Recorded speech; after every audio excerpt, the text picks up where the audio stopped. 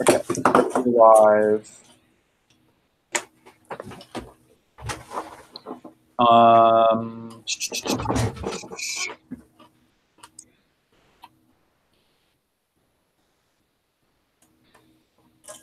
Just want to see. What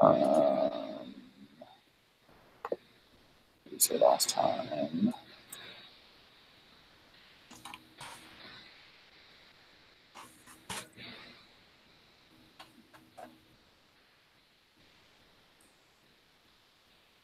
Yeah, so all we had was that, I guess we talked about it. I think there's a few things in the comments here. Michael, you said you were going to ask Girish to drive. I don't know, like, I think somebody just needs to go through and wrangle this and be like, here's where it's at. Right. But so we have the, I mean, we have the TSC meetings which cycle. We could do like a one-off cycle from that. I don't know if that works for people. It's basically now 8 a.m., 12 p.m., and 5 p.m. Eastern, which ends up being at least bad for everybody, at least one of the three. yeah, I mean, a 5 a.m. call, you might see something different from my sexy cat costume. Well, but I think the idea is not everybody can make every call, right?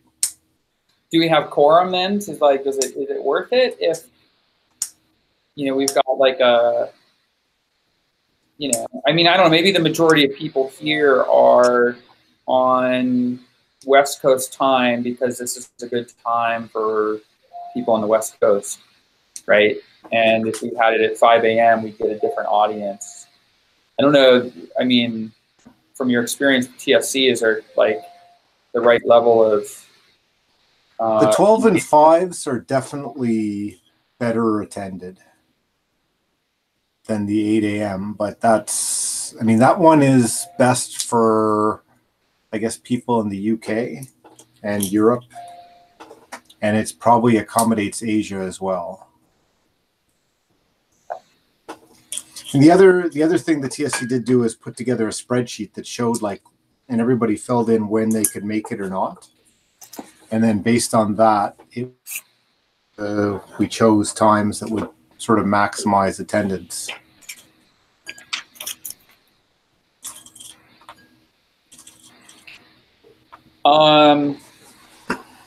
Okay. So I guess it's the, you know, how, yeah. Maybe I'd thrown it off by suggesting the alternate time slots. We could just try a doodle and see what works out to be the best, or like two best times. I kind of feel like there's a bunch of people that have already chimed in on different times that work.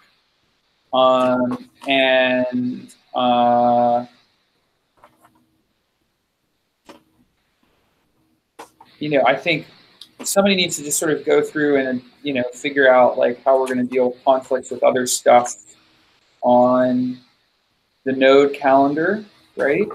And then figure out what the best time is. I mean, if people want to do a 5 a.m., it's like I get up early anyway, so I mean, I'm okay with that, but that's rare, I think. You know, I think that, you know, it's just a question of are we going to have the right forum, right? But do we just want to wait and see if Girish wants to drive on this to conclusion and see if it gets if he's available next time and we can get some traction on it, or? Sure, I just asked him in the issue if he would do that, like take a look at the feedback and make a proposal based on that. Okay, that's awesome. Okay. Okay. So number 229 is on the agenda, and this is the Collaborator Summit Vancouver. I think we can close this, right? Is there anything left to discuss about this?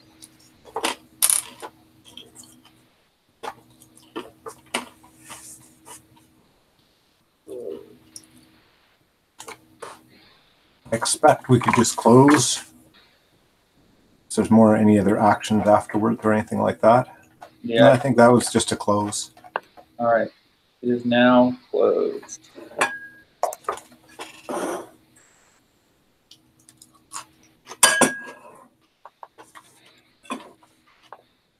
All right, so next is the best practices stuff. I have not been able to look at this at all. Again, I think there's some, yeah, I don't know. This needs a little love.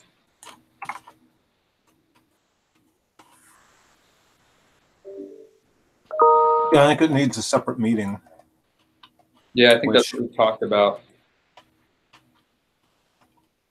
So maybe let's I'm out at NodeConf next week, but maybe let's see if we can get something going the week after that. Okay.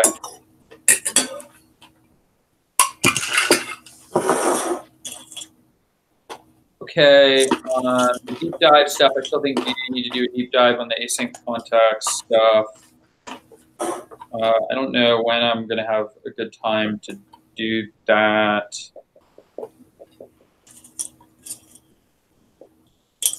I'll try and find some time to do that.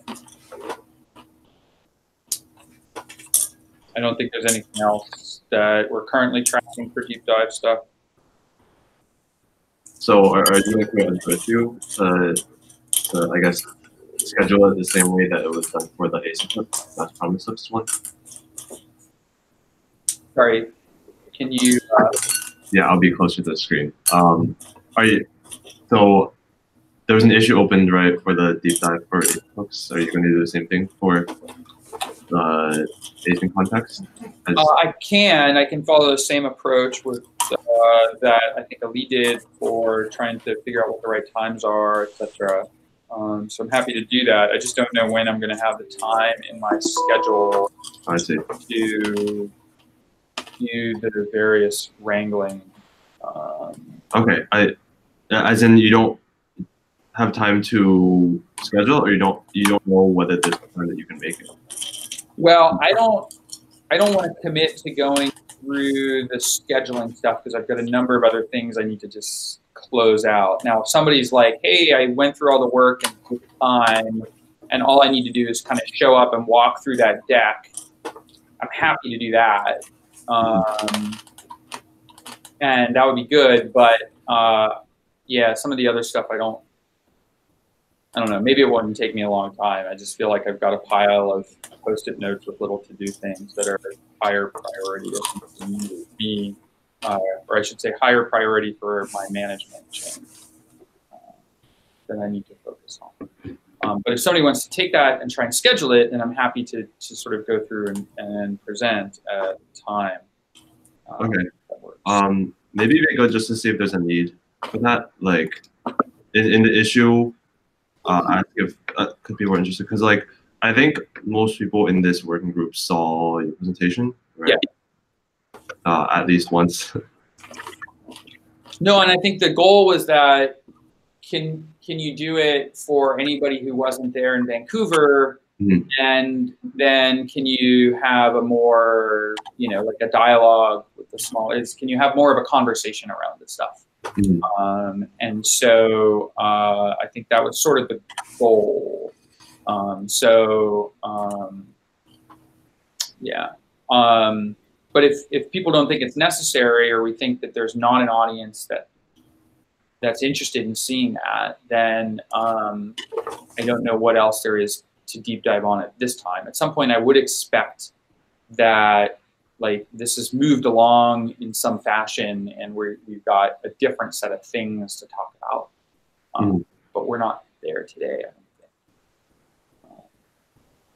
I mean, what would my first question would be? What's our next action on that? Like, well, I mean, there's a call with some of the V8 folks that Ali set up in a few weeks, and I'm just going to basically walk through that deck again and just sort of do this sort of smaller forum, like this is our thinking around this.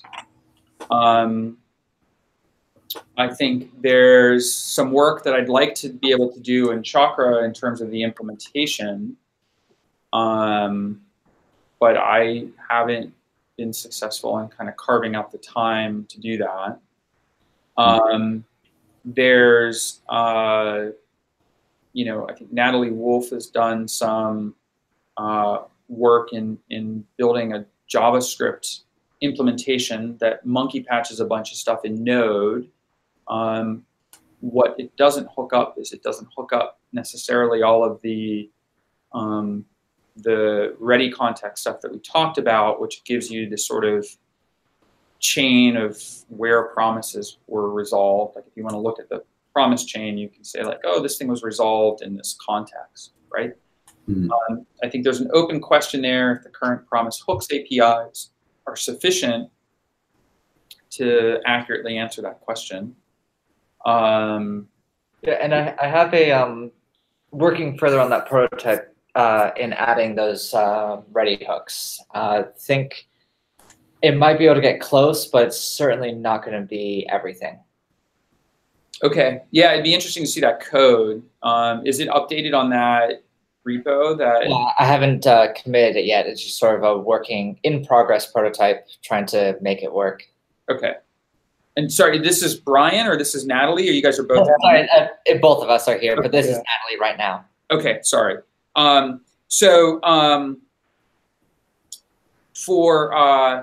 it would be interesting to see that code. I think there was a conversation yesterday about some of the promise hooks APIs and some changes to those, and it's like if we can say like, hey, we can do this stuff in a monkey patchable way, it might take some of the work off of the VM or some of the some of the pushback that might be coming from the VM side, and it's sort of another way to skin it, and there may be some benefit in doing that or understanding what works and what doesn't work there, or what changes would be necessary to get.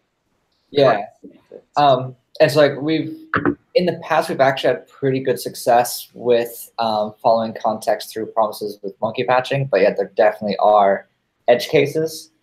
I think I can send you some actually documentation from our agent tests where we actually outline all the different sort of like branching paths that promises can take and which ones of them are problematic for monkey patch resolution. Okay. Yeah, that would be awesome, actually. That would be really interesting. This is all on GitHub? Yeah, it's our agent is open source or public source. So. Okay. Yeah, that would be great. But I think that's sort of, Michael, I think to your question, it's like, well, what are the next steps? I think that's sort of the set of next steps. I think there's some stuff. I think the original issue that we'd opened like a year ago probably doesn't reflect the current state. So that probably should be updated to kind of reflect the current state of things. And then I think there's a question of what do we need to do to take this through to, TC39. And, I just like to have some things, I think I'd like to have a few more conversations with people before it goes into TC. So, but I do think that's sort of the goal, hopefully within, I don't think it's going to happen in November, but within right. Okay.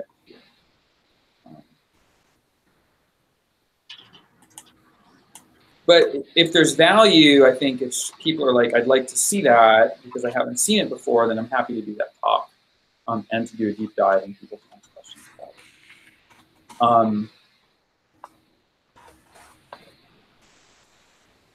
Okay, so moving on.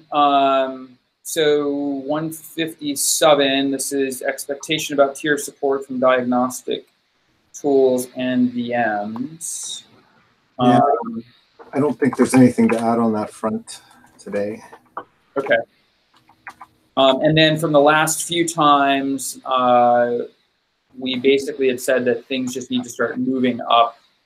Yep. Via new tests, etc. Right? Yep. We just need people to find time to do some of that work. So 124 async hooks.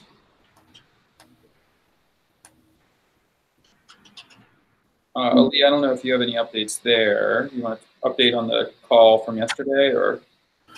Yeah. So there was a call yesterday. I think quite a few of us were there as well, and there's some concrete next steps that are to be taken. Like there's some work. I think Matthias is going to do to resurrect Matteo's PR, and then there's work on the V8 side to help improve the performance of promises. So that's about it. Okay. So yeah, so this async context 107. So I probably should go through and just update this issue to reflect the current state of things. So I'll take an action to do that. Can you do like the thing where I know in some issues they have like a checklist of things to do. Maybe we can have that, like things that you need to cover before going to TC39. Yeah, I will do that. Okay.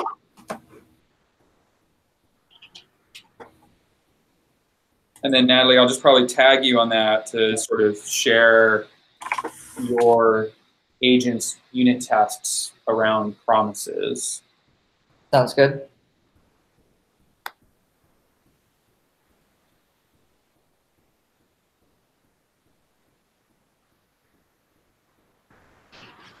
Okay. And then 84, I don't know if there's any update here on the event tracking stuff. And then I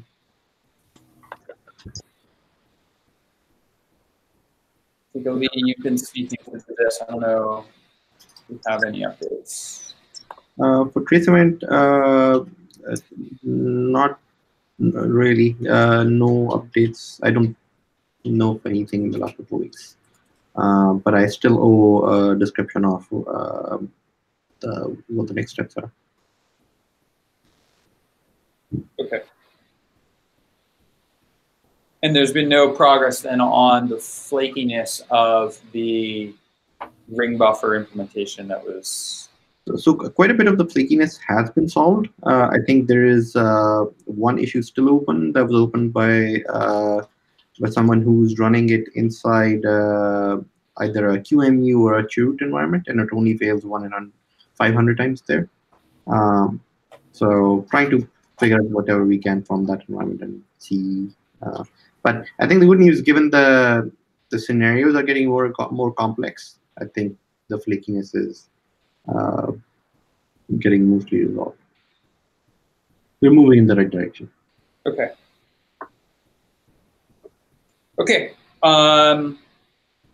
So that was everything on the agenda. I think that Kelvin had sent mail some questions about some of the async context stuff that I thought we wanted to use extra time to discuss that in more detail. So Natalie and Brian, you guys are probably interested in that. Yeah, so I think I could probably copy some of this stuff to a new GitHub issue, right?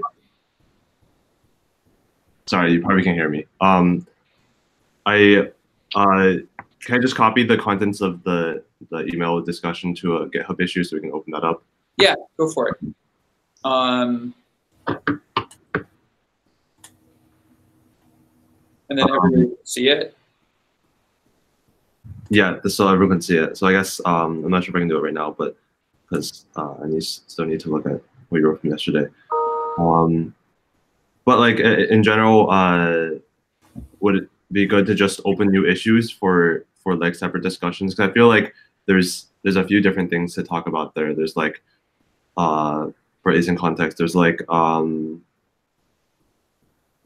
well, I guess like GC is one of them, and then how promises work with it. And I guess the fields are the best fields to represent the data. Is that something that you think we should talk about now? I think we can. I think some of this stuff is easier with a whiteboard, but Yeah. but we can certainly try and address it. It may be the case that it's like given that some of the context is in email, not everybody has context. But I think if people have no idea what we're talking about, then just shout and I'll try and clarify. I guess I could draw on my whiteboard and point the camera at it. I don't know how effective that is. But yeah, I don't know if I want to erase my stuff on my whiteboard, but whatever.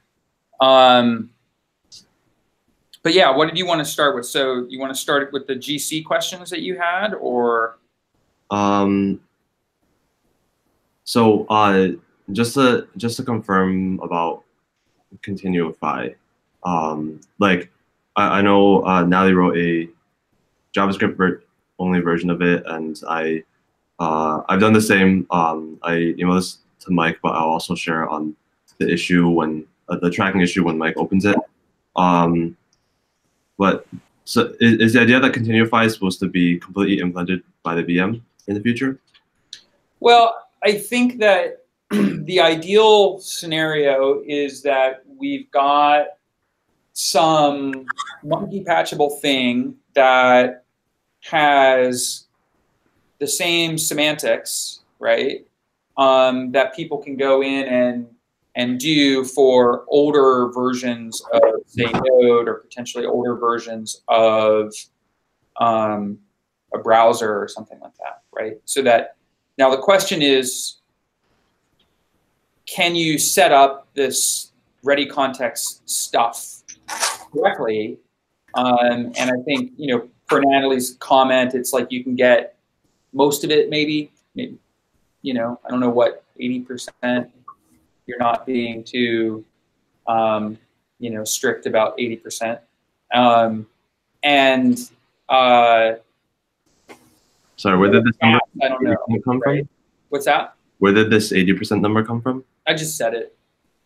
Like, it's just kind of hand wavy, yeah, most of the time, it works every time, sort of thing, right? So what is it? 80% of the time it works every time, right? Like, I just kind of made it up. But like at some point, there's some gaps. I don't have a clear picture of what they are. Maybe Natalie can speak to specifically what the gaps are, how prevalent those are. I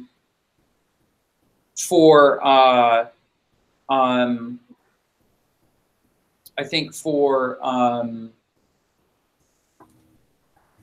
but having this in JavaScript, I think, is sort of a nice way to say, like, hey, here's a model and here's how it works, and this is what's good about it or what's bad about it. Yeah, I think it's easy to understand what. Having that JavaScript implementation is good. It helps you understand what how other people think of how Continuify should be. Yeah. What you should do, right? Exactly. And then I think the other benefit to it is it's much easier to sort of iterate on it than it is inside of the VM, right? And so there's a question, I think, which is that, like, and I think there's valid reasons why you want to push these concepts so that they are available to the VM, right? But I think that the question is if you can prove the value of this stuff outside of the VM and you can do that efficiently, then I think that's a win. And then you can start saying, like, oh, look, the same concepts are, interesting to the garbage collector, or interesting to the allocators, or interesting to, whatever these other VM level components are, motivation to push it down, right? And it's much more work to get it into the VM, right? That is, you got to write all this stuff in native code, or if you're doing a V8, you got to write all this stuff in, Torque or whatever, right? And so there's just extra work there, right? So to the extent that we can iterate on it and we can get semantics correct at a higher level, I think that's beneficial. Yeah. So Natalie, would you be okay with like us like say commenting on the code in your repository, like the one with Continuify? Okay. So I think that's a good place to like iterate on thoughts on it. Yeah, and at the risk of saying like, at the risk of being overly aggressive, I would just say like, open a PR against Natalie's. Oh yeah, no, please do. Okay. You're welcome. Okay, I think that would be a good way to continue talking about like the more specific details. Yeah, I absolutely agree.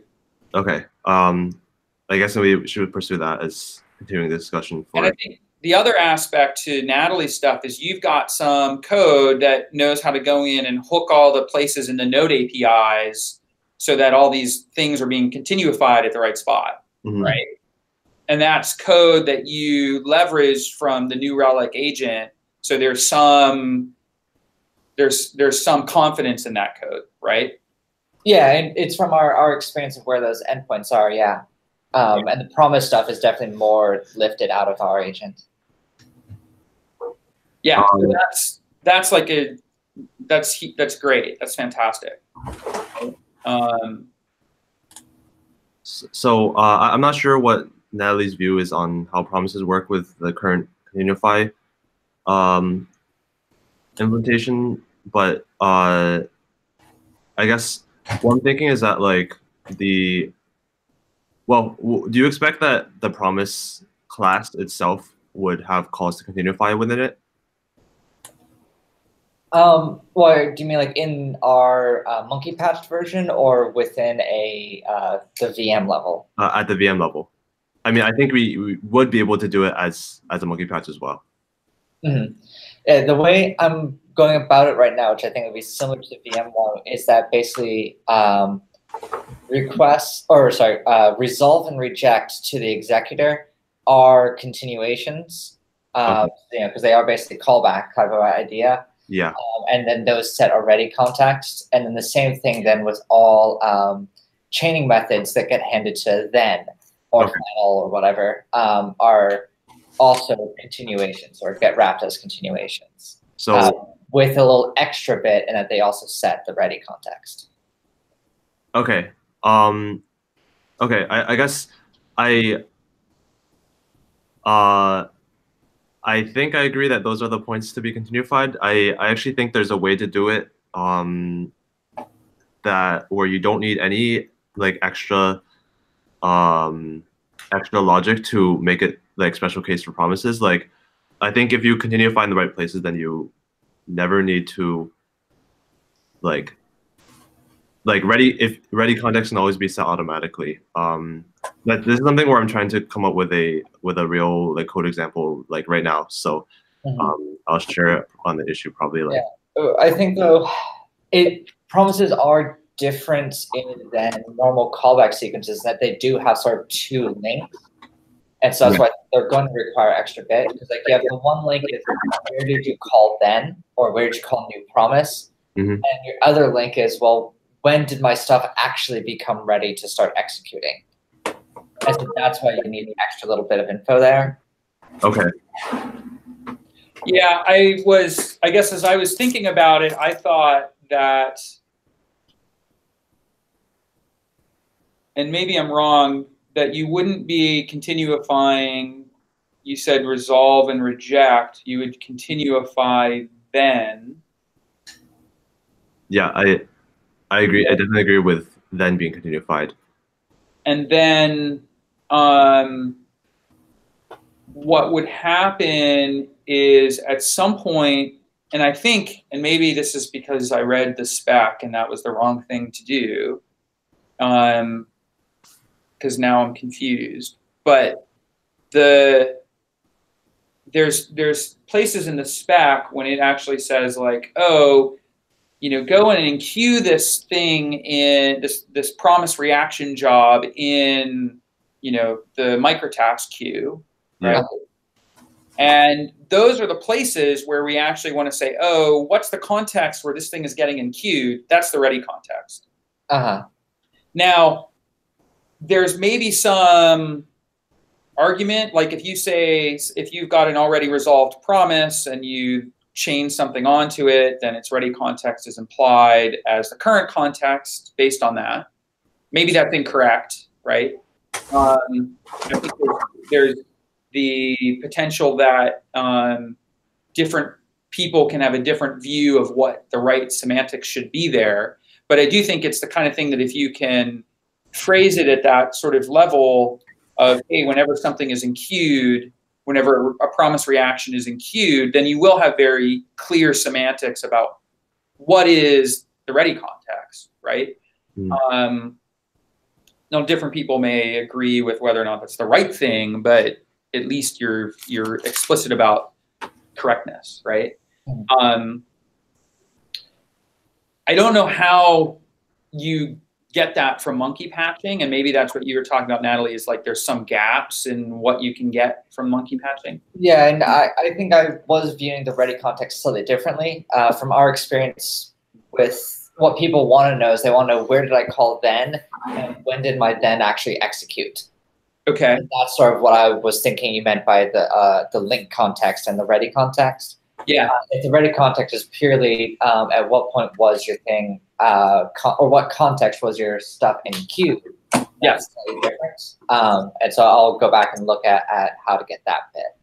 Yeah, and if you think that there's another bit of information there that people want, I think it would be good to sort of like identify that, like, or come up with a code example and say like, no, in this case, what I'm really interested in is being able to walk back to this context for whatever reason. I think as we've been discussing about it, we've claimed that there's, this idea of the ready context as sort of we've defined it where the thing is enqueued. But I think feedback to, whether that's useful or not, I think is good. Yeah, that one just sounds like under certain situations, the ready context will be the same as the link context. Exactly. Like if you do like a promise.resolve.then, right, then it would, since or anytime you already have the promise already resolved, then it would just become the current context, right, linking context, right? Which may or may not be what you want. And I think there was some different, like when the first iterations of this, and we were kind of talking about it, people would raise questions about that. And I think it sort of came out of like that original paper that Mark was working on, which was that, they just sort of picked it as being, if it's the promise is already resolved, then you use that current context. Now, there's a bunch of other information about promise graphs, right? And what's going on with promise graphs, and a bunch of different questions that you can answer about promises that may be interesting from a diagnostics perspective. And I think one of the papers, like in those slides, they talk about like doing a bunch of analysis on promises, and being able to say things like, oh, here's a promise and it was resolved more than once with different values, or a promise was rejected after it was resolved, or like all of these things. And arguably these are, sort of like at a minimum, like you can imagine like some dynamic promise linter that's going to sit there and tell you like, hey, what are you doing, dude? Like, is this really what you want to be doing?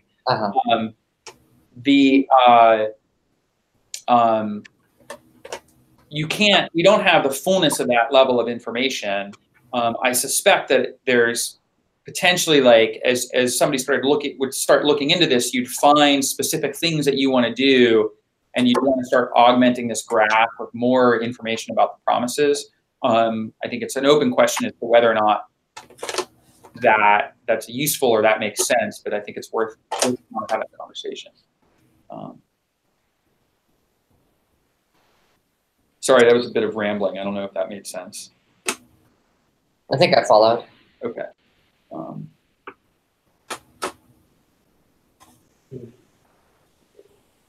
So did you have other specific questions or I mean, Kelvin, did you have other specific questions? I don't think anything that is, I guess, suitable for this kind of forum. It's probably better to ask this in written form. Okay. So I'll just either ask it in PR form or like on the new issue. Okay. Yeah. All right. Awesome. Do we have anything else, or are we done?